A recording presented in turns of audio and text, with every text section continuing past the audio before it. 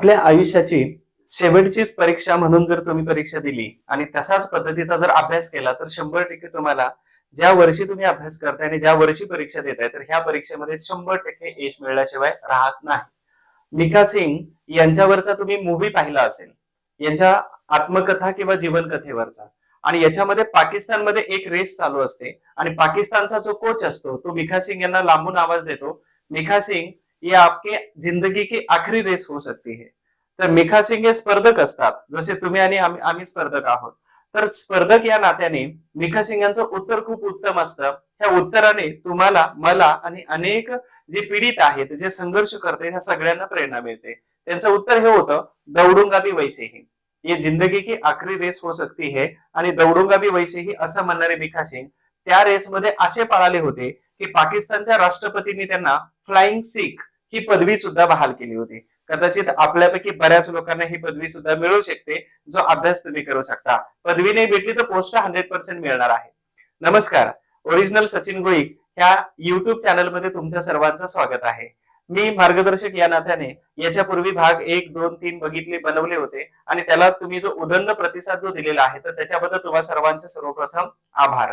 आपण गट ब ही आता होणारी लेटेस्ट अपकमिंग एक्झाम आहे आणि त्याच्यानंतर गट क ची पूर्वपरीक्षा आहे. तर त्याच्यासाठी अतिसंभाव्य गट क आणि गट ब या दोन्ही परीक्षांसाठी अतिसंभाव्य इतिहास या विषयाचे प्रश्न आणि त्या प्रश्नांचं सविस्तरपणे विश्लेषण, त्या विश्लेषणातून तुम्हाला येणारे आयोगाचे जे प्रश्न आहेत किंवा त्या प्रश्नांच्या माध्यमातून, उत्तराच्या माध्यमातून आणि विश्लेषणाच्या माध्यमातून तुम्हाला सगळा इतिहासाचा डाटा तुमच्यापर्यंत पोहोचावा याच्या दृष्टिकोनातून काही प्रश्न बनवलेले असतात आणि त्या प्रश्नाचे उत्तर मी माझ्या वतीने देण्याचा तुमच्यापर्यंत प्रयत्न करतोय. फक्त एकच करा, जर आपल्या युट्यूब चॅनलला history by Sachin Golik YouTube channel वरती जर नवीन असाल तर सबस्क्राईब करा, जेणेकरून तुम्हाला इथून पुढचे व्हिडिओ आणि पाठीमागचे व्हिडिओ तुम्हाला मिळतीलच, पण पुढील व्हिडिओची नोटिफिकेशन सुद्धा मिळणार आहे. आणि हा व्हिडिओ जर आवडला असेल, शेवटी आवडल्यानंतर, तर तुमच्या मित्रांना लिंक शेअर करायला विसरू नका. मित्रांनाही सजेस्ट करा की बाबा इथं अशा प्रकारचे शिक्षक आहेत आणि त्यांचे व्हिडिओ बघितलं तर तुला इतिहासाचा हा प्रश्न किंवा हे जे काही कन्सेप्ट आहेत ते सगळ्या क्लिअर होतीलच, जेणेकरून तुम्हाला मदत होणार आहे. आणि या आजच्या लेक्चर मध्ये विशेष आहे, मी शेवटी एक स्टोरी सांगणार आहे विश्वास या गोष्टीवरची, आणि त्याच्यानंतर काही विशेष गोष्टींचा मी उल्लेख करणार आहे युट्यूब मध्ये, ज्या गोष्टींचा त्या गोष्टी ऐकण्यासाठी तुम्ही मात्र व्हिडिओ शेवटपर्यंत बघायचा. आता सुरुवात करतोय आपण सर्वात महत्वाच्या भागाला. भाग नंबर 4 आहे आणि भाग नंबर 4 मध्ये आपण 10 प्रश्न हे सविस्तरपणे विश्लेषण करणार आहोत. पहिला प्रश्न आहे, तुकाराम बाबांच्या अभंगाची गाथा हा ग्रंथ कोणाचा आहे? अर्थातच या ग्रंथाचे लेखक कोण आहेत हे आपल्याला इथं विचारलेले आहे. बघा, व्यक्ती सापेक्ष प्रश्न विचारला पुन्हा एकदा. तर लोकितवादी यांचा ग्रंथ शून्य लब्धी नावाचा ग्रंथ आहे. लोकितवादी यांच्याबद्दल जर आता सगळेच ऑप्शन मी सविस्तरपणे विश्लेषण करतो आणि त्याच्यानंतर मग तुम्हाला उत्तरापर्यंत घेऊन जातो. ठीक आहे, बघा, लोकितवादी यांचं पूर्ण नाव काय आहे? गोपाळ हरी देशमुख. ठीक आहे, इथं लिहितो सगळी माहिती.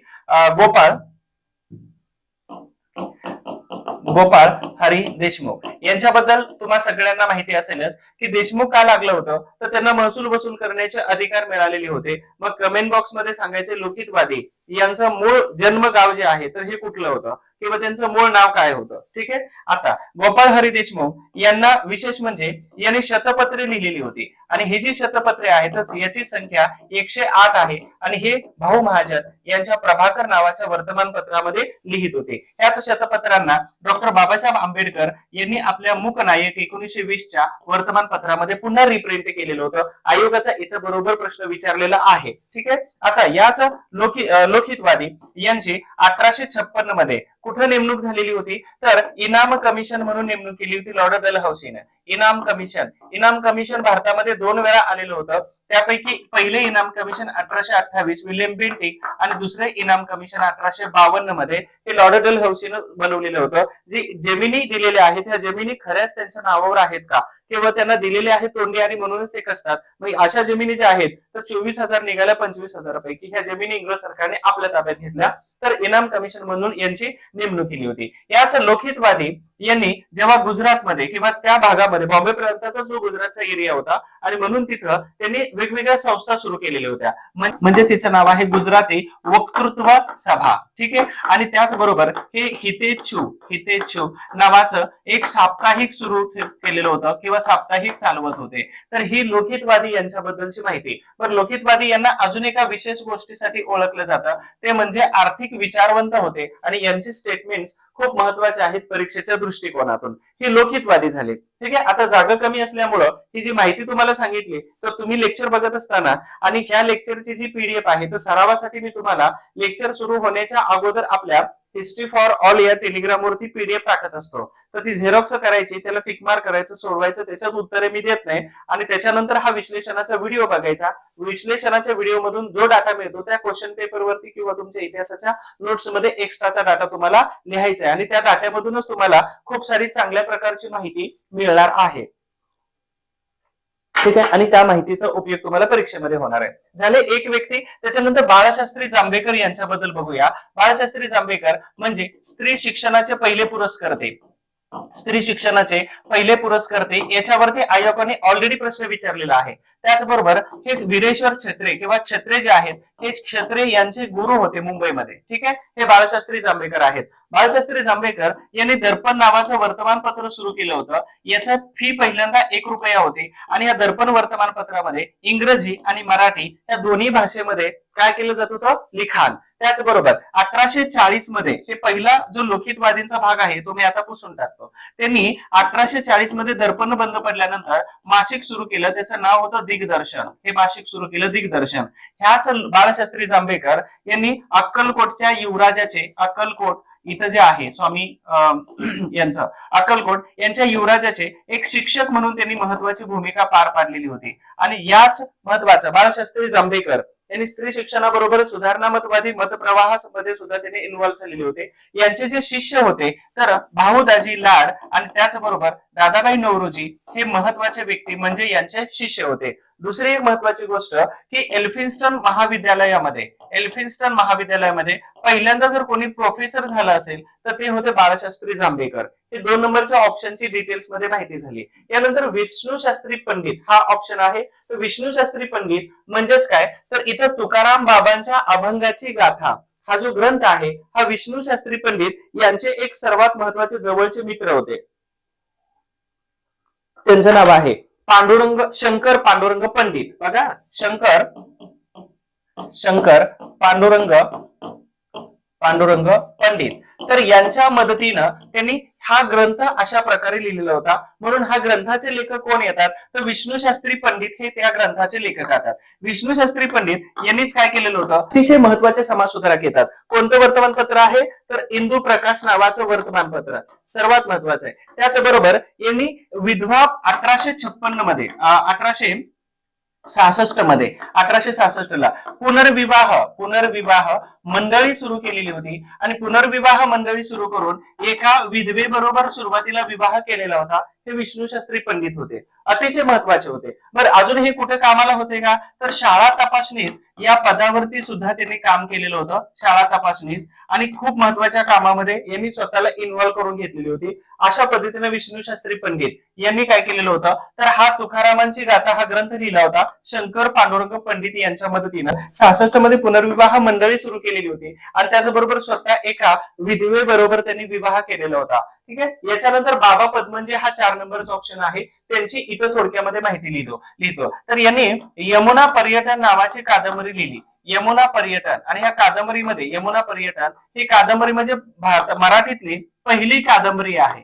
लक्षात घ्या, याच्यावरती बऱ्याच वेळा प्रश्न विचारलेला आहे. ही मराठीतली पहिली कादंबरी आहे. दुसरा प्रश्न याच्यावरती विचारतात, ह्या कादंबरीमध्ये विशेष नेमकं काय लिहिलेलं होतं, तर विधवा महिला ज्या आहेत त्या विधवा महिलांचं दुःख या कादंबरीमध्ये त्यांनी लिहिलेलं होतं. दुसरं सर्वात महत्वाचं, बाबा पद्मनजी ख्रिश्चन धर्म आणि त्याचबरोबर महात्मा ज्योतिबा फुले यांनी एक ग्रंथ लिहिला होता शेतकऱ्यांचा आसूड.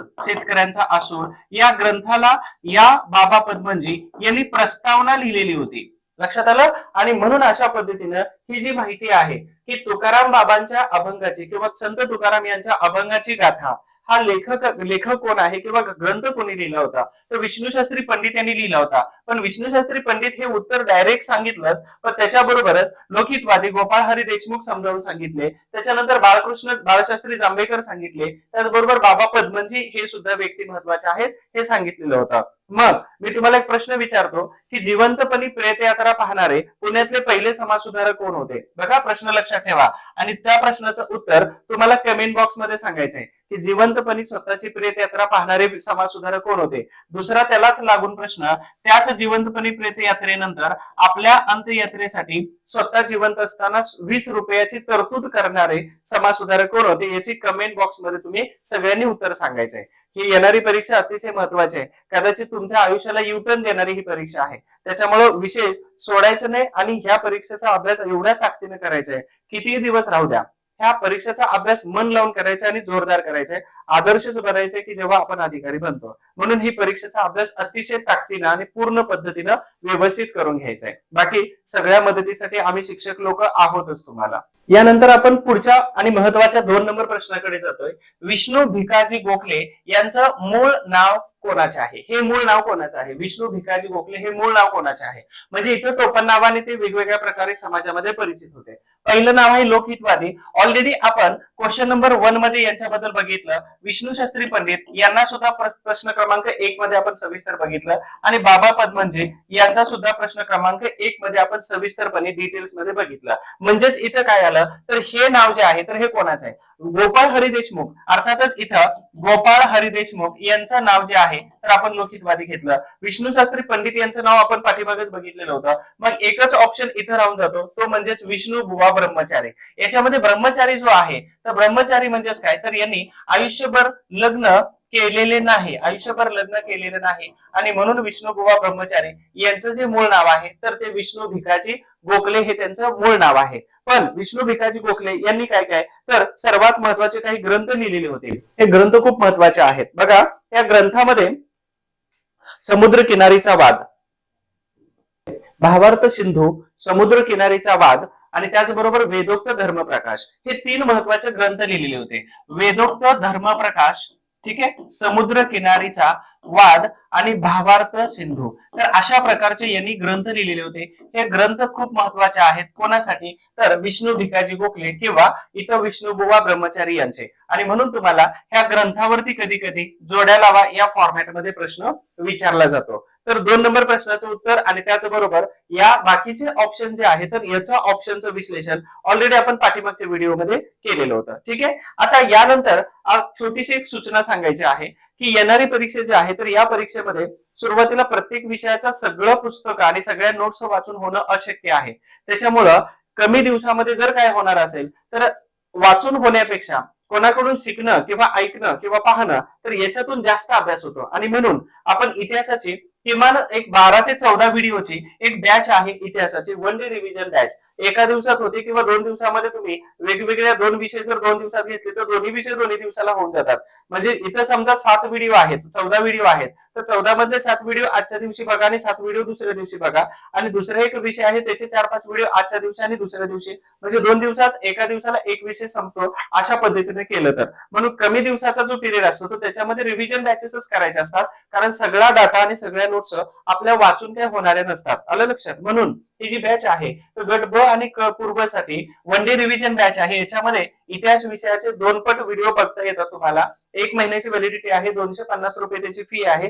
याच्यासाठी history by Sachin Gulik application download करायचं आहे. आणि जर तुम्हाला काय अडचण आलीच तर तुम्हाला इथे नंबर प्रत्येक स्लाइडच्या खाली दिसतो बघा, शो होतो. तर या नंबरवरती तुम्ही मेसेज किंवा फोन केला तर बॅच बद्दलची माहिती सविस्तर देतो. किंवा समजा तुम्ही बॅच नाही जरी घेतली आणि इतिहासाचं मार्गदर्शन हवं आहे तरी सुद्धा या नंबरवरती व्हॉट्सअपला मेसेज करून वेळ घ्या आणि मग तुम्ही माझ्याशी बोलू शकता किंवा आपण कॉलवरती बोलू शकतो. तुमच्या शंका किंवा अडचणी इतिहास किंवा अभ्यास याच्याबद्दल जे काय आहे ते बोलू शकतो. दुसरी महत्वाची गोष्ट की थोडंफार जरी जमायला लागलं काही लोकांना बोलायला किंवा शिकवायला तर मेंटरशिप हा प्रोग्राम सुरू करतात.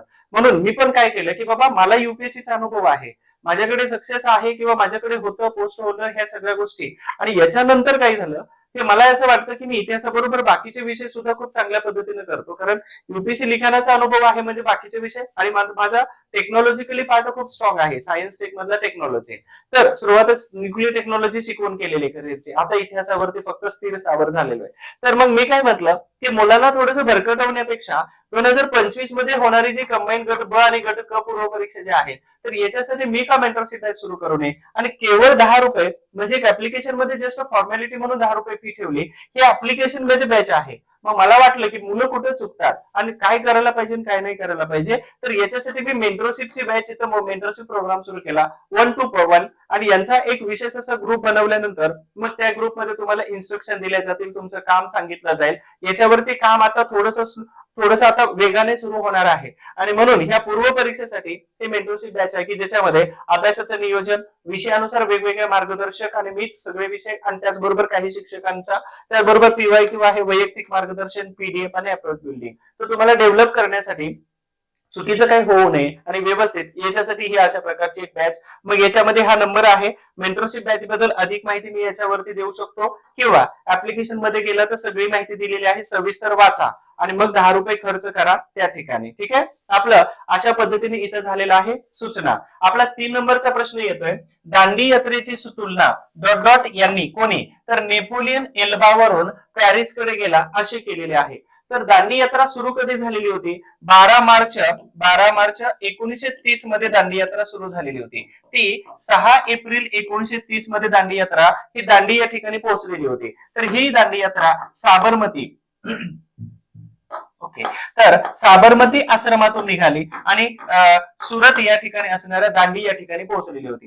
या दांडी यात्रेसाठी लागलेले दिवस होते 24. ठीक आहे, आणि सहकारी निघाले होते 78. त्याचबरोबर 384 किलोमीटर, किंवा या किलोमीटर बद्दल अनेक प्रकारचा वाद सुरू आहे, पण अंदाजे 384, 85, 88, 89 काही वेगवेगळ्या पुस्तकवाल्याने दिलेले आहे. तर एवढ्या किलोमीटरचा प्रवास, आणि जेव्हा 78 सहकारी किंवा बांधव निघालेले होते, तर तो माहोल जवळपास 80,000 प्लस झालेला होता. मग तिथं पोहोचल्याबरोबर गांधीजींना अटक झाली, सरोजिनी नायडू यांच्याकडे नेतृत्व गेलं, मग वेगवेगळ्या व्यक्तींकडे नेतृत्व गेलं, याच्यावरती आयोगाने प्रश्न विचारलेला आहे. पण इथं प्रश्न काय विचारलाय, दांडी यात्रेची तुलना केलेली आहे. तर तुलना कोणी केलेली आहे, तर यांनी नेपोलियन एल्बावरून पॅरिसकडे गेला अशी त्या ठिकाणी काय केलेली आहे, तुलना केलेली आहे. तर दांडी यात्रा 1930 ची आहे, आणि 1930 च्या दांडी यात्रा म्हणजेच 1920 चे असहकार चळवळ, हे असहकार चळवळ 1922 मध्ये चौरी चौरा हत्याकांडानंतर मागे घेतली. त्यावेळी सुभाषचंद्र बोस आणि त्याचबरोबर अनेक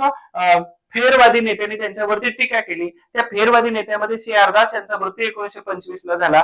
मोतीलाल नेहरू हे 1928-29 पर्यंत फुल्ली ऍक्टिव्हली होतेच, परंतु इथे बोस जे होते, सुभाषचंद्र बोस, तर यांनी कंटिन्यू गांधीजी यांच्याबद्दल वैचारिक मतभेदामध्ये पार्टिसिपेशन केलेलं होतं, किंवा वैचारिक मतभेद दोघांमध्ये होते. म्हणून हे स्टेटमेंट जे आहे, तर हे स्टेटमेंट नेताजी सुभाषचंद्र बोस यांनी केलेलं होतं, अशा प्रकारचं स्टेटमेंट. आता नेपोलियन बोनापार्ट हे उदाहरण का दिलं होतं, तर नेपोलियन बोनापार्ट 1804 मध्ये हा त्यांच्या राज्य म्हणजे फ्रान्सचा सम्राट झालेला होता. ठीक आहे, फ्रान्सचा सम्राट झाला. त्याच्यानंतर 1810 मध्ये त्यांना अटक केली आणि एल्बा या ठिकाणी त्यांना कैदेमध्ये ठेवलेलं होतं, आणि 1815 मध्ये पुन्हा एकदा त्यांनी राज्य सत्ता घेण्यासाठी त्यांची सुटका झाली किंवा करून घेतली, आणि एल्बावरून निघालं. तो त्यांचा जो लवाजमा जो होता तो खूपच भारी होता, आणि म्हणूनच सुभाषचंद्र बोस यांनी काय केलं, तर अशा प्रकारे एक तुलना केली, किंवा अशा प्रकारचं एक वक्तव्य केलेलं होतं. मग ते वक्तव्य पॉझिटिव्ह निगेटिव्ह अशा प्रकारचं दोन्हीमध्ये आहे, परंतु हे वक्तव्य पॉझिटिव्ह आहे की बाबा नेपोलियन एल्बावरून पॅरिसकडे निघाला सत्ता घेण्यासाठी. तशाच प्रकारे सुभाषचंद्र बोस हे म्हणतात की महात्मा गांधीजी ही दांडी यात्रा इथं पोहोचले, अर्थातच दांडी यात्रेची तुलना साबरमतीवरून दांडीपर्यंत पोहोचले, म्हणजेच एल्बावरून पॅरिसकडे गेलेला नेपोलियन बोनापार्ट. आणि नेपोलियन बोनापार्ट सर्वात भारी सम्राट असं म्हटलं जातं फ्रान्स मधला, परंतु सक्सेसचा रेशो जर बघितला तर अलेक्झांडर किंवा भारतातले बाजीराव पहिला, तर यांच्यासारखा, किंवा छत्रपती संभाजी महाराज यांच्यासारखे पराक्रमी नाहीत, परंतु नेपोलियन यांनी जेवढा वेळ राज्य केलं तर तेवढा वेळ लोकांच्या लक्षात राहणारं राज्य होतं, म्हणून त्यांची तुलना जगातल्या वेगवेगळ्या योद्ध्यांना दिली जाते. ठीक आहे, म्हणून अशा पद्धतीनं आपण 3 नंबर प्रश्नाचं सविस्तरपणे विश्लेषण अशा इथं केलेलं आहे. दुसरी महत्वाची गोष्ट काय माहिती आहे का, नेपोलियन बोनापार्ट नेहमी एक वाक्य बोलायचं. तो वाक्य कोणतं होतं माहिती आहे का, लक्षात ठेवा, नेहमी बोलायचा अशक्य हा शब्द बघा लक्षात ठेवा, अशक्य आणि आपल्याला ती गोष्ट घेण्यासारखी आहे. अशक्य हा शब्द माझ्या शब्दकोशात नाही. नेपोलियन बोनापार्ट काय म्हणतात, अशक्य हा शब्द माझ्या विश्वकोशात, माझ्या शब्दकोशात नाही. म्हणून आयुष्याचं एक लक्षात ठेवा हे वाक्य, जेव्हा कधी आयुष्याचे पुस्तक आणि आयुष्याचं किताब तुम्ही लिहाल तर त्यावेळी तुमच्या त्या पुस्तकामध्ये मी हे केलंच नाही आणि माझ्याकडून मी इथं कमी पडलो हे वाक्य आणि हे पान तुमच्या आयुष्यामध्ये नसायला पाहिजे. लक्षात आलं. म्हणून नेपोलियन म्हणतो की अशक्य हा शब्द माझ्या शब्दकोशात नाही, आयुष्यामध्ये नाही. तसाच काही प्रत्येक गोष्ट शक्य आहे तर प्रत्येक गोष्ट तुम्ही करू शकता. ठीक आहे. मी आता याच्यावरती तुम्हाला पुढच्या प्रश्नाकडे जाण्याच्या अगोदर एका गोष्टीवरती बोलतो, जॉब करणारे. ठीक आहे, जॉब करणारे. हा, या प्रश्नाचं उत्तर मी ऑलरेडी दिले, सुभाषचंद्र बोस. जॉब करणारे, जॉब करणाऱ्यामध्ये वेगवेगळ्या कॅटेगरी असतात. कोणकोणत्या, तर गरज असताना जॉब करणे. ठीक आहे, गरज असताना. त्याच्याबरोबर गरज नसताना जॉब करणे. ओके, गरज नसताना. ह्या दोन कॅटेगरी बनतात. गरज असताना त्यांना कंपल्सरी जॉब करावाच लागतो, पण गरज नसताना जॉब करणारी जी लोक आहेत तर ह्या लोकांची महाराज खरंच कीव येते आणि प्रचंड राग येतो. पहिली महत्वाची गोष्ट काय आहे की जेव्हा आम्हाला गरज होती त्यावेळी आम्ही जॉब करायचो. अकॅडमी पासून, सिक्युरिटी पासून, ड्रायव्हिंग पासून प्रत्येक ठिकाणी जॉब केला. पण आता गरज नाही याला. म्हणजे एखाद्या व्यक्तीचं जर इथं BA ऍग्रिकल्चर झालेला आहे, तो व्यक्ती काय करतो माहितीये का, घरामध्ये राहण्याचे आणि जेवणाचे प्रॉब्लेम सगळे सॉल्व्ह आहेत. स्पर्धा परीक्षा मुलांचा सर्वात मोठा इश्यू आहे राहण्याचा आणि त्याचबरोबर सर्व्हाइव्ह करण्याचा आणि जेवणाचा प्रॉब्लेम, अर्थात सर्व्हाइव्ह करणे. आणि तुमच्या राहण्याच्या आणि जेवणाच्या अडचणी जर सुटल्या असतील तर गरज नसताना जे जॉब करतात ना, तर यांच्यासारखा दुर्दैवी जगामध्ये दुसरा व्यक्ती कोणीच नाही. आणि तेवढीच ताकदीनं गरज असताना जॉब करून जे अभ्यास करतात तर खरंच त्यांना ग्रेट सॅल्यूट दिला पाहिजे. मग तो गव्हर्नमेंटचा जॉब असो किंवा इतर कोणताही जॉब असो. म्हणून गरज नसताना जॉब करतात की माझं एज्युकेशन एवढं झालेलं आहे, मग मी घरामध्ये किती दिवस बसू आणि मी घरामध्ये का बसू, काहीच गरज नसते. पण एक गोष्ट लक्षात ठेवा, मग घरचे काय म्हणतील, सिनियरिटी जाईल, पगार जाईल, एक्सपिरियन्स काउंट होणार नाही, मॅटर करत नाही. तुम्ही जेव्हा म्हणजे असं इंदुरीकर महाराजांनी सांगितलं होतं, मी पाठीमागेही बोललो होतो की जेव्हा आपलं एक यश, एक सक्सेस येतं किंवा एका पीडीएफ मध्ये नाव येतं ना, तर पाठीमागं 15-20, 10-5 वर्ष, 1 वर्षाचा जो काही अपयश आहे तर हे सगळं पुसून जातं. सो गरज नसताना जॉब करतात की मग घरी अधिकारी असतात, इकडे नोकरीला असतात सगळे, तरी पण सगळ्या गरजा फुलफिल होत असताना आपण जॉब करत असतो. याच्यासारखं दुर्दैव दुसरं कोणतं नसतं. गरज नसताना, गरज आहे त्यावेळी तुम्ही 100% जॉब करा, मग इकडे डेडिकेशनने तुम्ही अभ्यास पण करू शकता. पण गरज नसताना जे जॉब करतात ना, तर हे मग खूपच कीव येते. एक प्रशासकीय अधिकारी चांगला प्रशासनाला मिळत असतो तर तो खूप डिले होतो किंवा तो प्रशासनापासून खूप लांबपर्यंत जातो. म्हणून माझं एक वाक्य लक्षात ठेवा, स्वतःच्या स्वप्नांसाठी करायचंय, स्वतःच्या स्वप्नांसाठी 100% द्या. आणि जर तुम्ही स्वतःच्या स्वप्नांसाठी 100% देण्यात कमी पडला तर तुमच्या बुद्धिमत्तेचा आणि तुमच्या हुशारकीचा दुसरा कोणीतरी त्याचं स्वप्न पूर्ण करण्यासाठी प्रयत्न करत राहतो. हे जॉब गरज नसताना जॉब करणारी कॅटेगरी यांच्यासाठी हा डायलॉग होता. म्हणून स्वतःसाठी 100% द्या. आलं लक्षात. नसेल तर दुसरा तुमचा कोणीतरी उपयोग करून घेतोय तो त्याचं स्वप्न पूर्ण करण्यासाठी. आलं लक्षात. रस्त्यावरती पाणीपुरवाला उभा राहिलेला असतो, तो तुमचं पोट भरण्यासाठी कधीच उभा राहत नाही. विशेषतः आता मुलींच्या मी शिव्या खाणार नाही, देऊ पण नका तुम्ही, पण तो आपलं पोट भरण्यासाठी कधीच उभा राहिला नाही, तो पैसे कमवण्यासाठी उभा राहिलेला आहे. हे आपल्या लक्षातच येत नाही. आलं लक्षात. आणि म्हणूनच गरज नसताना जॉब करणारे आणि गरज असताना जॉब करणारी ह्या दोन कॅटेगरी आहेत. ओके, आपण पुढचा बघतोय 4 नंबरचा प्रश्न. खुदा ई खिदमतगार या संघटनेबद्दल सत्य विधान कोणतं हे ओळखायला सांगितलेले. सत्य विधान कोणतं हे ओळखा. बघा, ईशान्य भागात स्थापन करण्यात आली. ईशान्य भागात स्थापन करण्यात आली.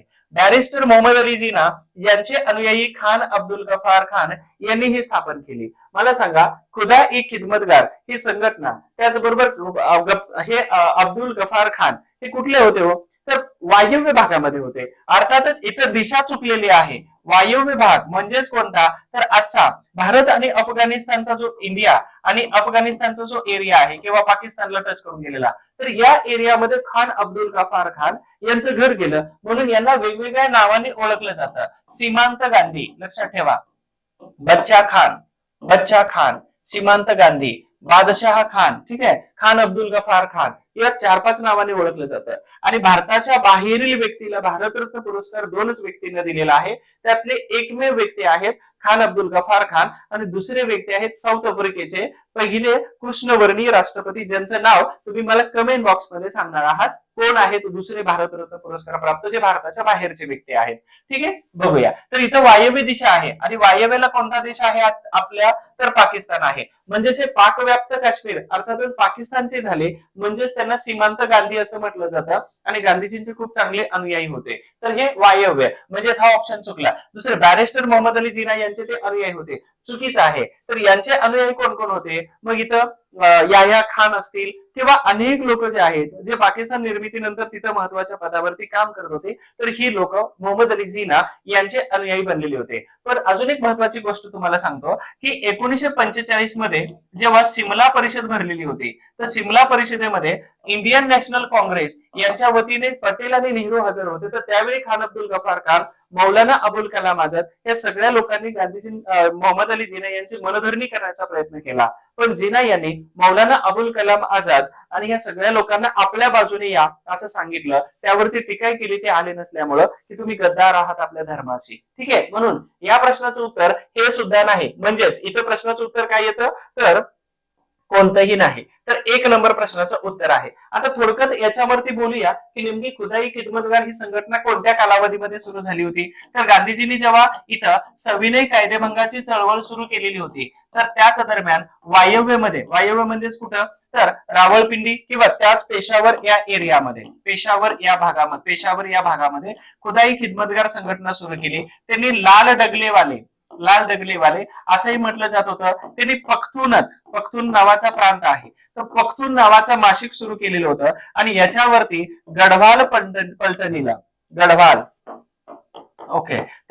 पलटणीला गोळीबाराचा आदेश दिला होता. परंतु तिथं असणारे जे भारतीय कॅप्टन आहेत यांनी नकार दिला, म्हणून त्यांच्यावरती कोर्ट मार्शल सुरू केलेलं होतं. तर हे खान अब्दुल गफार खान यांना पेशावर किंवा वायव्य प्रांतातून जेव्हा हद्दपार केलं, तर गांधीजींनी सांगितलं की मी कुठं आहे, सेवाग्राम या ठिकाणी वास्तव्यास आहे, तर तुम्ही सेवाग्राम मध्ये येऊ शकता. यांनी सांगितलं की मी मुस्लिम आहे. आपलं जरी जमत असलं, गांधीजी एवढेच लागत होते. गुगल वरती सर्च करा गांधीजी आणि खान अब्दुल गफार खान यांचा फोटो, तर गांधीजी यांना एवढे लागत होते, हे सर्वात उंच होते. आणि कधीच सेवाग्राम अर्थातच वर्धावाले सेवाग्रामच्या गांधीजींच्या गांधी कुटीमध्ये किंवा बापू कुटीमध्ये जर गेलात कधी, तर त्यांच्या झोपडीचं पुढचं जे छप्पर आहे त्या छपराची उंची वाढवलेली थोडीशी. त्याचं कारण असं होतं की खान अब्दुल गफार खान यांना तिकडून हद्दपार केल्यानंतर गांधीजींनी सांगितलं सेवाग्राम मध्ये या. त्यांनी सांगितलं झोपडीचा उंची कमी आहे, झोपडीची उंची वाढवून घेतली गांधीजींनी यांच्यासाठी. दुसरी गोष्ट, मी मांस खातो, तुम्हाला मांस चालत नाही. ते म्हणले इथं बनवायला बंदी आहे,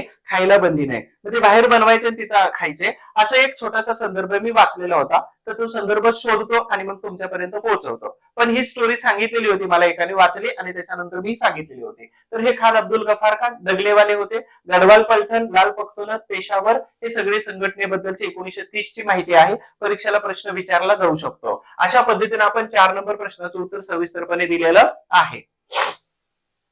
पुढे 5 नंबर, डॉट आंदोलनामध्ये प्रभात फेरी आणि वानर सेना या आघाडीवर होत्या. आता ही संकल्पना अगोदर तुम्ही वाचलेली आहे की प्रभात फेरी. मग 15 ऑगस्ट 26 जानेवारीला आपण सगळेजण काय करतो, प्रभात फेरीमध्ये अर्थातच इन्व्हॉल्व्ह होऊनच जातो.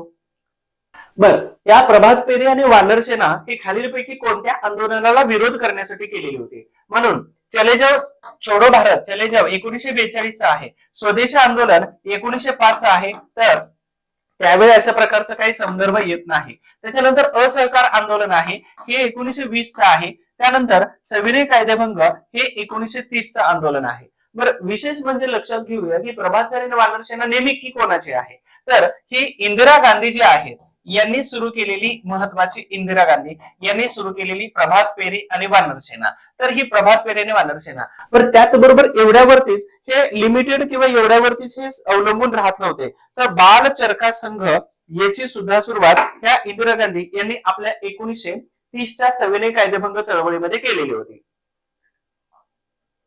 लक्षात घ्या. आणि म्हणून इंदिरा गांधी यांनी बाल चरखा संघ तर हा इंदिरा गांधींनी सुरू केलेला महत्वाचा सविनय कायदेभंग चळवळीमधला सर्वात महत्वाचा घटक आहे. बरं, अजून एक सर्वात महत्वाचा कंटेंट की महात्मा गांधीजी यांच्याबद्दल जर तुम्हाला जास्तच प्रश्न येतात बरं का, फिक्स एक ते दोन प्रश्न फिक्स येतोच याच्यावरती, तर तुम्हाला याच ज्या 4 चळवळी दिलेल्या आहेत तर ह्या 4 चळवळी अतिशय चांगल्या पद्धतीने केल्या की 100% तुमचा एका प्रश्नाची तयारी होऊन जाते. म्हणून गांधी युग जे आहे 1920 पासून 47 पर्यंत, तर ह्या 27 वर्षाच्या युगामध्ये गांधी युगामध्ये ह्या 4 चळवळी तोंड पाठ करून ठेवायचे तुम्हाला. ठीक आहे. परंतु इथे स्वदेशी चळवळ आलेली, मग स्वदेशी चळवळीच्या ऐवजी ह्या 3 फिक्स झाल्या, पण तिन्हीच्या ऐवजी मग इथं आहे चंपारण्य, त्याचबरोबर इथं अहमदाबाद आणि खेडा.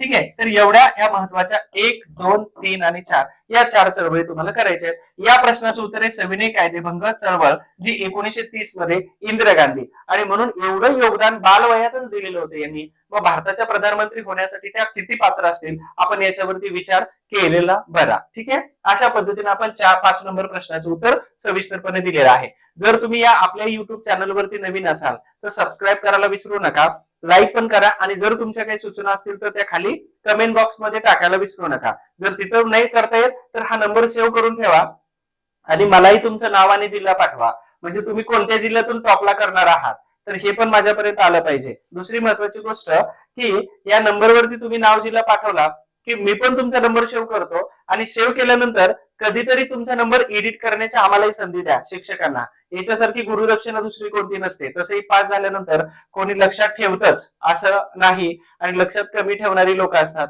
मग कृतज्ञ आणि कृतज्ञता या दोन्ही शब्दांबद्दल आम्ही पण वाकिफ झालेलो आहोत, किंवा दोन्ही शब्द खूप महत्वाचे आहेत. आता डिस्क्रिप्टिव्ह पॅटर्न येणार आहे, याच्यावरती मी 1 मिनिट बोलतो. आपल्यापैकी बरीच लोक म्हणजे किती माहितीये का, 99% लोक न्यूजपेपर वाचत नाहीत. घेतात कोणतं तरी करत चालू घडामोडीचं पुस्तक घेणार आणि त्याचा रट्टा मारत बसणार. राजांनो, तुमचं मेंटली डेव्हलप कसं होणार आहे, म्हणजे वन लाईनर वाचता आणि कंप्लीट पण होतं, पण तुमची मॅच्युरिटी कशी डेव्हलप होणार आहे, जे अपकमिंग एक्झाम साठी लागते. तुम्ही एकाच डबक्यापुरते मर्यादित राहिला तर तुमची मोठी उडी मारणारच नाही तुम्ही, त्याला समुद्रात जावं लागतं, पोहावं लागतं मोठ्या समुद्रामध्ये. तर त्याच्यासाठी स्वतःला मॅच्युरिटी डेव्हलप करण्यासाठी, मॅच्युअर होण्यासाठी हे लोकसत्ता पेपरचं संपादकीय, महाराष्ट्र टाइम्सचं संपादकीय, इंडियन एक्सप्रेस आहे, द हिंदू आहे, आणि अजून एक पेपर सजेस्ट करतो तो त्याचं नाव आहे सकाळ. तर ह्या पेपर पैकी कमीत कमी मराठीचं इंग्रजी जाऊ दे तिकडं. ठीक आहे. चहा नाश्त्यापुरतं इंग्रजी आलं, विषय संपला. परंतु हे जे महत्वाचे पेपर आहे त्या पेपरचं संपादकीय वाचा. संपादकाने 10 पुस्तके एकत्र करून लेख लिहिलेला असतो, आणि त्या लेखामधून तुम्हाला अतिशय उत्कृष्ट नॉलेज दिलं जातं, जे नॉलेज तुमची बुद्धिमत्ता, विचार करण्याची पॉवर, शक्ती वाढवते. अदरवाईज तुम्ही फक्त एका मर्यादित खड्ड्यापुरते राहणार आहात की मोठ्या अथांग पसरलेल्या ज्ञानाच्या समुद्रामध्ये राहायचा आहे, हा चॉईस तुमचा आहे. म्हणून येणाऱ्या परीक्षेमध्ये किंवा अपकमिंग जे एक्झाम्स आहेत बदलता पॅटर्न आहे. ठीक आहे. म्हणून हे सगळं खूप महत्वाचं आहे, हे सांगणं माझं काम आहे. किंवा याचा एक मी व्हिडिओ बनवलेला आहे, वर्तमानपत्राचं महत्व. तो व्हिडिओ आपल्याच युट्यूब चॅनलला आहे, तो जाऊन नक्की बघा. तो डिस्क्रिप्टिव्ह पॅटर्न साठी बनवलेला होता, विश्लेषणात्मक. आणि रोज किमान 1 पान लिहिण्याचा सराव तरी करा. जे तुम्ही रोज वाचताय तेच लिहा, पण न बघता लिहिण्याचा प्रयत्न करा, किंवा डाटा समोर ठेवून त्याला कन्वर्ट करा आणि मग लिहिण्याचा प्रयत्न करा. 100% तुम्ही येणाऱ्या नवीन एक्झाम मध्ये तरुण जाल, अदरवाईज खूप लांबपर्यंत फेकला जाल. ठीक आहे. आता हे चालू असतानाच पेपर कोणते वाचावेत हे मी तुम्हाला सांगितलं, पण हे चालू असतानाच मला अशा 1-2-3 गोष्टीवरती बोलायचं होतं. स्पर्धा परीक्षाच म्हणजे आयुष्य का, याच्यावरती तर खूप मोठे 1-2 तासाचं लेक्चर पण बनेल, परंतु मी तुम्हाला थोडक्यात सांगतो की स्पर्धा परीक्षाच म्हणजे आयुष्य आहे पण आणि नाही पण. जे पूर्ण ताकदीनं करतात तर त्यांच्यासाठी हा स्पर्धा परीक्षा म्हणजे 100% आयुष्य आहे. परंतु स्पर्धा परीक्षेच्या व्यतिरिक्त काही लोकांनी स्पर्धा परीक्षा करत करत यातून थोडस माघार घेतली आणि आपलं नवीन आयुष्य पण सुरू केलं. मी जळगाव मधून काही विशेष नावं सांगतो. जयश्री पाटील यांनी स्पर्धा परीक्षा करत असताना आपला क्लास सुरू केला, म्हणजे पहिली ते 8वी 10वी पर्यंत. गेल्या वर्षी 2 मुलावरून सुरुवात केली, 4 झाली. आज त्यांच्याकडे 90 पेक्षा जास्त मुलं आहेत. दुसऱ्या तिथूनच अजून एक मॅडम आहेत पाटील, तर त्यांनी सांगितलं की गट क चा अभ्यास आता सोडून दिला. मी म्हटलं त्याचं कारण काय, तर सांगितलं गट क मध्ये जेवढा पगार मिळतो तर तेवढा पगार माझ्याकडे असणाऱ्या मुलांच्या फी मधून मला मिळतो. फ्रीडम आहे आणि मी लाईफ एन्जॉय करतो याच्यामध्येच. ठीक आहे. अर्थातच सांगायचा उद्देश हा होता की स्पर्धा परीक्षा म्हणजेच काही लोकांसाठी खूप मोठी लाईफ असते, पण काही लोक याच्यातून एज लिमिट क्रॉस झालं किंवा आता इच्छाच नाही किंवा पासच होत नाही किंवा डिमोटिवेट झालं तर इथं सगळं संपलं असं नसतं. हे दुसरी इनिंग सुद्धा आपली सुरू करू शकतात. जसं मी हे जळगावची 1-2 उदाहरण तुम्हाला दिलेली होती. आता मला तिसरं उदाहरण सांगायचंय पण ते थोड्या वेळानंतर सांगतो. खूप इंटरेस्टिंग आहे आणि आपल्यासाठी रोल मॉडेल्स आहेत हे. ठीक आहे. आपल्या पुढच्या प्रश्नाकडे वळतोय. प्रश्न नंबर 6. सत्य विधाने ओळखा. सत्य सत्य सांगितलेलं आहे, मग हे सत्यच ओळखायचंय. नवजीवन हे वर्तमानपत्र बाबासाहेब आंबेडकर यांनी सुरू केलेलं होतं. दुसरे द इंडियन स्पेक्टेटर हे वर्तमानपत्र दादाभाई नौरोजी यांनी सुरू केलेलं होतं. तर याच्यामध्ये ऑप्शन्स मध्ये बाबासाहेब आंबेडकर यांना नवजीवन वर्तमानपत्र कधी तुम्ही वाचलेलं नाही आणि मीही वाचलेलं नाही, फक्त विश्लेषण देण्यासाठी मी हा प्रश्न अशा पद्धतीने डिझाईन केला. तर नवजीवन हे वर्तमानपत्र आंबेडकरांचं नाही, तर आंबेडकर यांच्या बरोबर महात्मा गांधीजी जे होते, तर महात्मा गांधीजी यांचं हे वर्तमानपत्र आहे नवजीवन. नवजीवन आहे, त्याचबरोबर न्यू इंडिया आहे, त्याचबरोबर हरिजन आहे. हे वर्तमानपत्र महात्मा गांधीजी यांच्याशी संबंधित आहेत. ठीक आहे. बरं, दुसरी गोष्ट, मग आंबेडकरांचे वर्तमानपत्र कोणकोणते आहेत? तर सर्वात पहिलं मूकनायक नावाचं वर्तमानपत्र, त्याच्यानंतर बहिष्कृत भारत नावाचं वर्तमानपत्र, त्याच्या पुढं जनता आलं, त्याच्या पुढं समता आलं. ठीक आहे, समता आलं. त्याच्या पुढं हे सर्वात महत्वाचे बहिष्कृत भारत. तर ही सर्वात महत्वाची ही वर्तमानपत्र डॉक्टर बाबासाहेब आंबेडकरांचे आहेत आणि आपल्या परीक्षेसाठी अतिशय महत्वाचे न्यूजपेपर आहेत. कोणत्या वर्षी, संपादक कोण आणि आंबेडकरांनी कधी सुरू केले. दुसरं इंडियन स्पेक्टेटर वर्तमानपत्र दादाभाई नौरोजी यांचं आहे. ते इंडियन स्पेक्टेटर हे वर्तमानपत्र बेहरामजी मलबारी. तुम्हाला माहितीये फुलमणी प्रकरण मी ऑलरेडी सांगितलं तुम्हाला इथं. आता काही ठिकाणी माझं लेक्चर सुरू आहे, त्या ठिकाणी मी तुम्हाला हा फुलमणीचा प्रकार सांगितला होता. बंगालमधली केस आहे फुलमणीची. ठीक आहे, मी नंतर सांगेल. कोणाला जर ऐकायचं असेल तर नंबरवरती फोन करा, सांगतो. त्या बेहरामजी मलबारी यांच्या मदतीनं 1891 मध्ये बालविवाह जो होत होता, तर त्याच्यासाठीचं वय हे वय निश्चित करण्यात आलं होतं आणि याच्यासाठी हे प्रसिद्ध होते. तर इंडियन स्पेक्टेटर हे वर्तमानपत्र बेहरामजी मलबारी, म्हणजे दोन्ही ऑप्शन इथं चुकीचे आहेत. बरं, दादाभाई नौरोजी यांचे वर्तमानपत्र मग कोणते आहेत? तर सर्वात महत्वाचं कॉमर्स नावाचं वर्तमानपत्र आहे. ठीक आहे. त्यानंतर द इंडियन नावाचं वर्तमानपत्र, त्याच्यानंतर दुसरं कोणतं आहे? रास्त गोफ्तार नावाचं वर्तमानपत्र, रास्त गोफ्तार. तर ही वर्तमानपत्र दादाभाई नौरोजी यांची आहे.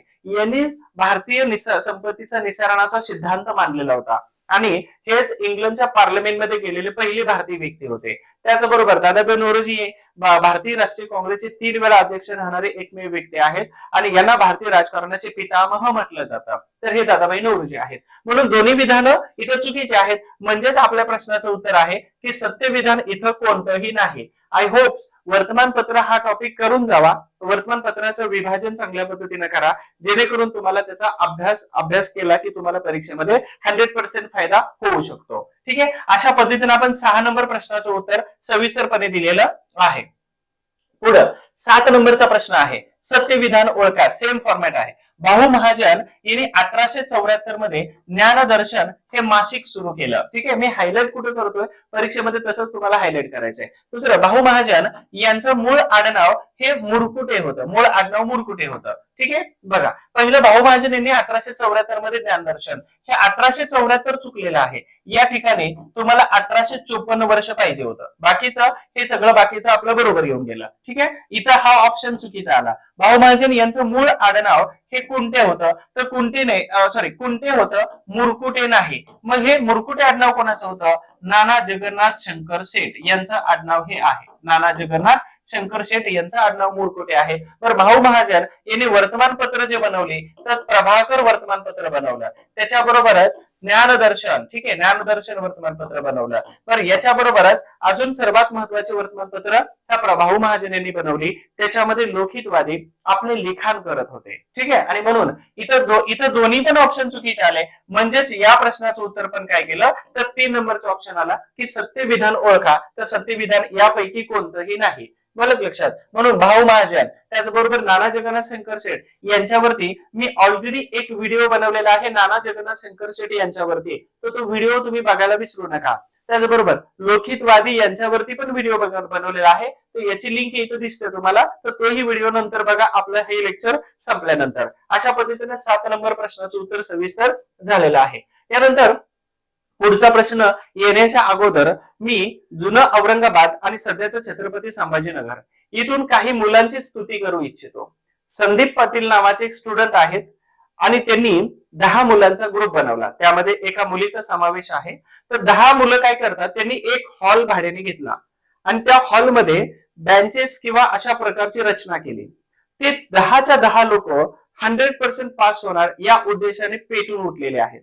स्तुती करणाऱ्या काही गोष्टी जर असतील तर मी इथून पुढे माझ्या व्हिडिओमध्ये मी नक्कीच नावासह त्यांची स्तुती करणार आहे. जसं पाठीमागच क्लासेस सुरू करणाऱ्या 2 मुलींची नावं घेतली, दीप्ती पाटील आणि जयश्री पाटील, जळगाव. तर संदीप जाधव यांनी 10 मुलांचा ग्रुप बनवला.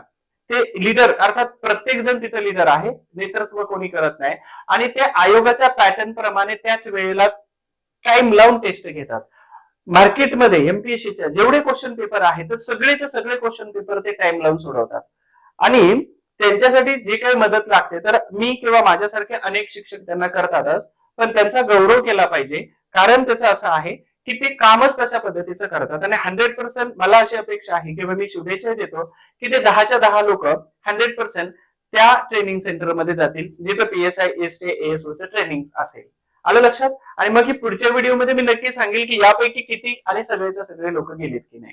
चला, 8 नंबरचा प्रश्न आहे, दिलेले कोणतेही काम स्वशक्तीनुसार निस्पृहपणे आणि भेदभाव न स्वीकारता मी पार पाडीन अशी शपथ खालीलपैकी कोणत्या संघटनेचा सदस्य होताना घ्यावी लागत होती. तर हे अशा प्रकारची शपथविधी हा 1867 मध्ये पुना असोसिएशन हे पहिलं नाव आहे जुनं, याच्यावरती प्रश्न विचारलेला आहे. त्याच्यानंतर 1870 मध्ये याचं नाव केलेलं होतं सार्वजनिक सभा आणि सार्वजनिक सभेच्या वेळी अशा प्रकारची शपथ यांना घ्यावी लागत होती. आणि त्यानंतर 2 एप्रिल 1870 मध्ये पुणे सार्वजनिक सभा असा हा प्रकार झालेला होता. याच्यामध्ये टोटल 95 सदस्य होते. 95 सदस्यांपैकी 21 सदस्य हे कार्यकारी मंडळामध्ये होते, आणि 95 सदस्यांची रचना कशी होत होती तर 50 सदस्यांचा पाठिंबा जर असेल तर त्या 50 सदस्यांच्या पाठिंब्यावरती एक सदस्य होत होता. पर्वती मंदिर जे आहे तर इथं भ्रष्टाचार जास्त झाला आणि भ्रष्टाचारावरती निराकरण करण्यासाठी पुण्यातली उच्च वर्णीय सगळी लोक या ठिकाणी एकत्र आलेली होती आणि त्यांनी मिळून पुणे सार्वजनिक सभा बनवली. म्हणून या प्रश्नाचं उत्तर आहे कोणता? पुणे सार्वजनिक सभा. आर्य समाज 1875 मध्ये स्वामी दयानंद सरस्वती, ज्यांचं मूळ नाव काय आहे? मूळ शंकर करसनदास तिवारी. महाराज नावाचा मूवी आहे नेटफ्लिक्सला.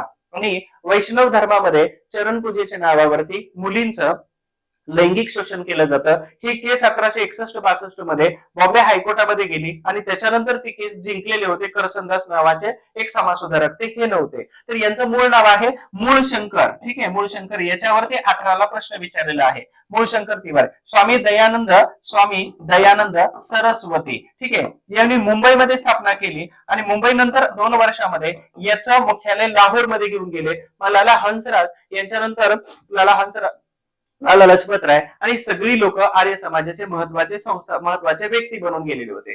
तर ह्या आर्य समाजाबरोबरच यांनी सुरू केलेली परोपकारिणी 1880 ची परोपकारिणी सभा ही सुद्धा परीक्षेला प्रश्न विचारला जाऊ शकतो. दुसरी सत्यशोधक समाज 1873 मध्ये 24 सप्टेंबरला सुरू केली होती आणि महात्मा ज्योतिबा फुले यांनी पुण्यामध्ये ही समाज सुरू केलेला होता. औद्योगिक परिषद ही न्यायमूर्ती रानडे यांनी सुरू केलेली होती. सामाजिक परिषद जशा पद्धतीचे असते, सामाजिक परिषद ज्या पद्धतीची त्यांनी सुरू केलेली होती तशाच पद्धतीची हे औद्योगिक परिषद 1890च्या दशकामध्ये त्यांनी सुरू केलेली होती रानडे यांनी. सामाजिक परिषद, औद्योगिक परिषद, अखिल भारतीय मराठी साहित्य संमेलन, ग्रंथालय, नेटिव्ह लायब्ररी हे रानडे यांचं काम आहे. अशा पद्धतीनं 8 नंबर प्रश्नाचं उत्तर आपण सविस्तरपणे दिलेलं आहे. बाकी तुम्हा सगळ्यांना नोट्स अवेलेबल झालेल्या असतील. माझ्या अनेक पुस्तकांचा संदर्भ एकत्र करून सगळ्या नोट्स एकत्र करून दिलेल्या आहेत. 100% त्याचा फायदा घ्या. या नंबरवरती मला नाव जिल्हा पाठवलं, मी नोट्स तुम्हाला पाठवतो आणि सेव्ह करायचं असेल तर करा, नाहीतर नका करू. पण एडिट करण्याची संधी तर मिळेल. काही कामाचं असेल तर मलाही तुम्हाला पाठवता येईल आणि चांगल्या महान व्यक्तींच्या संपर्कात राहण्याची संधी मला मिळते. तुमचा जर नंबर माझ्याकडे आला किंवा सेव्ह केला तर ठीक आहे. या नंबरवर मला हाय करा, मी तुम्हाला नोट्स देतो. त्या नोट्स मधल्या सभा आणि समाज हा टॉपिक वाचला तर प्रत्येक परीक्षेत एक जो प्रश्न येतो 1 ते 2 तर त्या 2-3 प्रश्नांची तयारी 100% माझ्या नोट्स मधून होत असते. ठीक आहे. अशा पद्धतीने आपण 8 नंबर प्रश्नाचं उत्तर सविस्तरपणे बघितलं. आता सर्वात महत्वाचं, स्पर्धा परीक्षेमध्ये सर्वात जास्त टेन्शन असतं आणि स्ट्रेस असतो आणि त्याच्यामुळं मी एक वाक्य सांगतो की बोललं पाहिजे. बोललं की खूप साऱ्या अडचणी सुटतात. जर तुमची इच्छा असेल आणि तुम्हाला वाटलं की हे ठीकठाक वाटतात तर मला बोलण्यासाठी हा नंबर आहे माझा, सेव्ह करा आणि बोलत चला, कारण बोलल्यानंतर खूप साऱ्या अडचणी सुटत जातात. पुढील प्रश्न 9 नंबरचा आहे, सत्यविधान ओळखा. न्यायमूर्ती के.टी. तेलंग हे रानडे यांचे गुरु होते. रानडे यांचे गुरु होते, बरोबर आहे. आचार्य विनोबा भावे हे महात्मा गांधीजी यांना आपले गुरु मानत होते, हे पण विधान बरोबर आहे. म्हणजे या प्रश्नाचं उत्तर अ आणि ब हे दोन्हीचे दोन्ही विधान कसे आहेत, सत्य आहेत, हे लक्षात ठेवा. मग ही के.टी. तेलंग म्हणजेच कोण होते, तर न्यायमूर्ती होते. सर्वात महत्वाची गोष्ट, हे के.टी. तेलंग म्हणजेच 1885 पासून 89 पर्यंत हे चिटणीस किंवा इंडियन नॅशनल काँग्रेसचे चिटणीस म्हणून काम केलेलं होतं यांनी. आणि काँग्रेसमध्ये मवाळवादी जो गट होता, हा मवाळवादी गटातील गोखले यांच्या मवाळवादी गटातील महत्वाचे व्यक्तिमत्व होते. विनोबा भावे यांची भूदान चळवळ तुम्हाला सगळ्यांना माहितच असेल आणि गांधीजींच्या प्रत्येक चळवळीमध्ये त्यांनी काय इन्व्हॉल्वमेंट केली होती. भाग 1 मध्ये विनोबा भावे यांच्या ग्रंथाचं मी विश्लेषण केलेलं आहे, ते भाग 1 मध्ये जाऊन तिथं सविस्तर बघायचंय. अशा पद्धतीने प्रश्न क्रमांक 9 याचं सविस्तरपणे उत्तर इथं दिलेलं आहे. आपण 10 नंबरचा प्रश्न घेतोय शेवटचा. मे 1915 रोजी भरलेल्या मुंबई येथील प्रांतिक परिषदेमध्ये गोपाळकृष्ण गोखले यांच्या निधनाबद्दल कोणी दुखवट्याचा ठराव मांडलेला होता. कुठं, तर यांनी सांगितलेले मुंबई या ठिकाणी प्रांतिक परिषदेमध्ये दुखवटा. आता 1915च्या मे मध्ये गोखले यांचं निधन झालेलं होतं आणि मवाळवाद जो आहे आणि ऑलरेडी फिरोजशाह मेहता तर यांचं सुद्धा निधन झालं, म्हणून मवाळवाद इथं संपत आला होता. परंतु विरोध जर करायचा असेल ना तर हाणामारीवरती विरोध नाही करायचा. विरोध हा वैचारिक होता आणि वैचारिकला तुम्ही हाणामारी, खून करणं किंवा रक्त सांडणं इथं कन्वर्ट नाही करायचं. एक फिलॉसॉफी लक्षात ठेवा, घटना घडून गेल्यानंतर त्याच्यावर कधी रिॲक्ट व्हायचं नाही, संपलं. आता इथं घटना घडून गेली म्हणजेच गोखले हे संपलेले होते 1915ला. मग यांच्या दुखवट्याचा ठराव कोणी मांडलेला होता, तर तो ठराव इथं मांडला होता लोकमान्य टिळकांनी. आणि म्हणून हे वैचारिक विरोध खूप मोठे होते रानडे आणि गोखले यांचे. तर पुणे सार्वजनिक सभेतून 1895 मध्ये टिळकांनी या दोघांना बाहेर काढून दिलेलं होतं, म्हणून डेक्कन सभा 96 मध्ये बनवली. तरी वैचारिक मतभेद दोघांमध्ये प्रचंड जरी असले तर ते हाणामारीवरती, रक्त सांडण्यापर्यंत कधी जात नव्हते. आणि म्हणून हा दुखवट्याचा ठराव जो आहे तो टिळकांनी 1915ला तिथं मांडला होता. आणि म्हणून 1915च्या भारतीय राष्ट्रीय काँग्रेसच्या मुंबई अधिवेशनामध्ये जहालवाद संपल्यानंतर मग इथं आतमध्ये घेऊया म्हटले आणि 1916 मध्ये जसं मुस्लिम आणि हिंदू यांना एकत्रीकरण केलेलं होतं 16च्या लखनौ अधिवेशनामध्ये, तर तशाच पद्धतीनं इथं जहालवाद आणि मवाळवाद ह्या दोघांनाही एकत्र करण्याचं काम ह्या 16च्या लखनौ अधिवेशनाने केलेलं होतं. आलं लक्षात. म्हणून या प्रश्नाचं उत्तर हे आहे. तर लोकमान्य टिळकांचे अनुयायी होते हे नची केळकर. वीरा शिंदे हे महर्षी शिंदे हे महाराष्ट्राचे उपेक्षित मानकरी. डॉक्टर आंबेडकर 1920 नंतर ऍक्टिव्ह होण्याच्या अगोदर ब्राह्मण समाज, प्रार्थना समाज आणि त्याच्यानंतर अस्पृश्य निवारण चळवळीमध्ये सर्वात महत्वाची भूमिका जर कोणी पार पाडली असेल तर ती वीरा शिंदे यांनी पार पाडली. एवढंच नाही तर त्यांची गंमत सांगतो तुम्हाला की जोपर्यंत आपण अशा लोकांसाठी काम करतो त्या लोकांमध्ये जाऊन राहत नाही तोपर्यंत आपल्याला समस्या कळणार नाही. म्हणून महर्षी शिंदे, वीरा शिंदे जे आहेत तर ही महाराज चाळीमध्ये चळवळ, महाराज कॉलनीमध्ये जाऊन राहिले होते. म्हणून मराठा समाजाचे असताना मराठा समाजाने त्यांना टीका केली की महारातील मराठा, आलं लक्षात, मराठीतील महार अशी त्यांच्यावरती टीका केली होती. बहुजन शब्द यांनी दिलेला होता आणि म्हणून महाराष्ट्रातील उपेक्षित मानकरी हे यांना बोललं जातं. आय होप्स तुम्हाला हे व्हिडिओ आवडला असेल, म्हणून या व्हिडिओला लाईक करायला विसरू नका. हसत राहा नेहमी, बरोबर का, कल हो ना हो, हसत राहायचं. आणि दुसरी गोष्ट, हा व्हिडिओ शेवटपर्यंत बघितला त्याबद्दल तुम्हा सगळ्यांचा आभार आहेच विश्लेषणाचा. आता थोडक्यात माझ्या बॅचेस आहेत हे पण तुम्हाला सांगणं माझं कर्तव्य आहे. तर इथं सगळ्या बॅचेसची माहिती दिलेली आहे किंवा ऍप्लिकेशन वरती जर गेला तर सगळ्या बॅचेस तुम्हाला दिसून येतील. ही आहे मेंटरशिपची बॅच. या मेंटरशिप बॅच मध्ये अभ्यासाची योग्य दिशा, काय करायला पाहिजे, काय करू नये, वैयक्तिक मार्गदर्शन, अभ्यास कसा करावा, पीडीएफ, विषयानुसार टेस्ट शक्य झालेच माझं बनवणं काम चालू आहे त्याच्यावरती, आणि ग्रुप करून तुम्हाला टार्गेट दिले जाईल एवढ्या वेळेत एवढं करा. तर याच्यावरती प्रोसेस आता जोमाने सुरू होणार आहे. आणि कमी वेळेत इतिहासाचा चांगला अभ्यास आणि मार्क मिळवायचे जर असतील तर तुम्हाला वन डे बॅच आहे. साधारणतः 12-14 व्हिडिओ आहेत, 2 वेळा पाहू शकता हा व्हिडिओ. आणि फी आहे ₹250 बॅच घेण्यासाठी. हिस्ट्री बाय सचिन गोळी हे ऍप्लिकेशन डाउनलोड करायचे. तुम्हाला आवडलं तर तुम्ही नक्कीच तुमच्या मित्रांना पण आपल्या बॅच बद्दल आणि आपल्या व्हिडिओ बद्दल सांगायला विसरायचं नाही. लक्षात ठेवा, ही एक छोटीशी स्टोरी सांगतो तुम्हाला. वाळवंटामध्ये एक माणूस फिरत असतो आणि त्याला तहान लागलेली असते, बाहेर जाण्याचा रस्ता माहित नसतो. अचानक एका झोपडी जवळ जातो. इथे मी तुम्हाला झोपडी वगैरे दाखवलेली आहे. तर झोपडी जवळ जातो, तिथेच बाजूला हँडपंप असतो. तर तो झोपडी जवळ गेल्यानंतर त्याला काहीच दिसत नाही. हँडपंपला मारतो तर तिथून पाणी येत नाही. मग झोपडीमध्ये एक बॉटल ठेवलेली असते भरलेली, त्याच्यावर एक कागद लावलेला असतो. ठीक आहे, विश्वास महत्वाचा आहे. आणि मग एक कागद लावलेलं असतं, कागदावर लिहिलेलं असतं हे पाणी तुम्ही त्या हँडपंप मध्ये टाका, बोरवेल मध्ये, आणि नंतर हँडपंप जोरात हलवलं की तुम्हाला पाणी येणार आहे. पाणी प्या, तुमच्याकडचं साहित्य सगळं भरून घ्या आणि त्याच्यानंतर बॉटल भरा आणि हा कागद आहे असंच तुम्ही लावा. आणि त्याच्यावर लिहिलं होतं विश्वास ठेवा. बघा, विश्वास ठेवा. मग हा म्हटलं की पिलो तर तहान भागणार आहे, पण पाणी टाकलं तर आपल्याकडचं साहित्य भरून येणार आहे. विश्वास ठेवायचा की नाही ठेवायचा? मी याच्या अगोदर व्हिडिओ बनवलेले आहे, टेलिग्रामला रोज 5-10 प्रश्न सरावासाठी देतोय. विश्वास ठेवायचा की नाही ठेवायचा? तर बनवत असताना काहीतरी उद्देश ठेवला जातो किंवा कष्ट घेतलं जातं. आणि महत्वाची गोष्ट की त्यानं विश्वास ठेवला, पाणी टाकलं याच्यामध्ये, हँडपंप मारला, पाणी भरपूर आलं, तृप्त झाला विश्वास ठेवल्यामुळं. मग त्यानं आहे असंच बाटली भरली, त्याला रॅप केला तो कागद, आणि मग तिथं जवळच एक कागद पडलेला बघितला तर त्याच्यावर बाहेर निघायचा मॅप होता.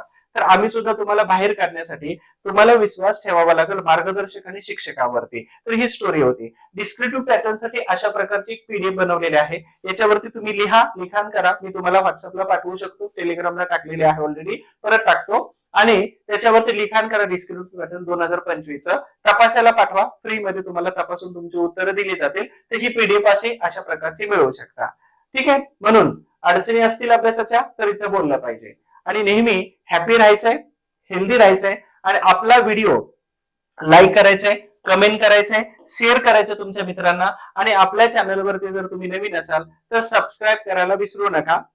बघा, अभ्यास एवढा चांगला करायचा आहे. सो हे व्हिडिओ शेवटपर्यंत बघा, त्याबद्दल तुम्हा सर्वांचं विशेष आभार.